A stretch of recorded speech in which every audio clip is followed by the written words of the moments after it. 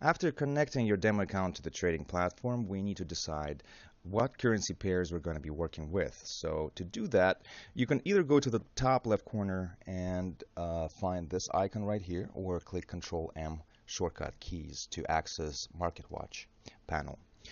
Um, okay, so if you left click anywhere in this window and go to Show All, like that, um, you're going to see all the currency pairs that the broker supports. And of course, we're not going to be working with every single one of them. And I would strongly recommend working only with the most popular currency pairs.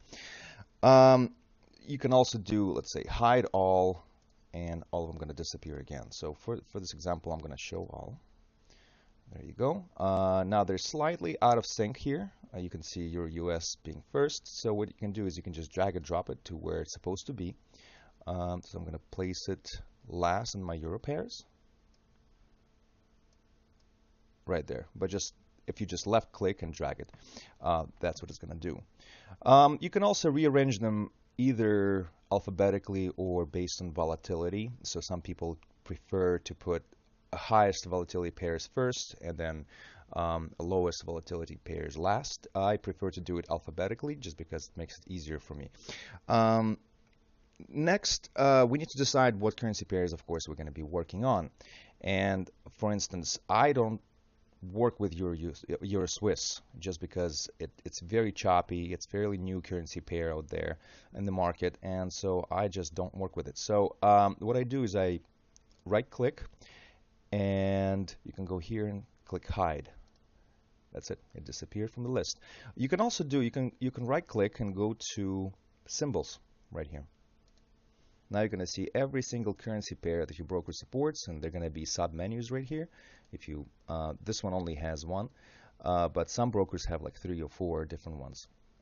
And what you can do is you can just double click on either one of them. So for example, I'm going to deselect US dollar Mexican peso by double clicking. Right there, it just disappeared from the list. And then I'm going to do the same thing for this currency pair and this one. So from now on, I think I have all 27 currency pairs that I work with personally. And they're all based, I think they're all alphabetically arranged. Yeah, I think they're all good. Okay, so next thing, we need to open a window to start working with any particular symbol. And to do that, just right click on any currency pair and click Chart Window. Right there. Let's maximize it right here. Yep. And to switch to another symbol, you can just simply drag and drop the desired currency pair to this window. And you have to left click and just drag it to this window right here and drop. That's it. Now we're in CAD yen. We can go, let's say, to pound Aussie. Same thing. We're going to select it, left click, and drag it to the window right there.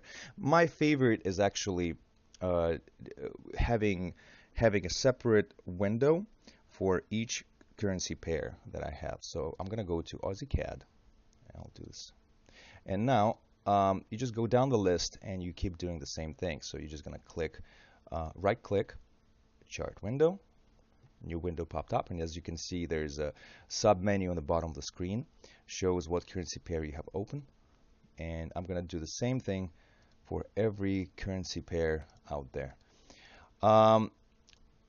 Depending on the size of monitor you have, some windows not gonna, so it's gonna fill up all the way to about here, and I'm just gonna demonstrate it for you.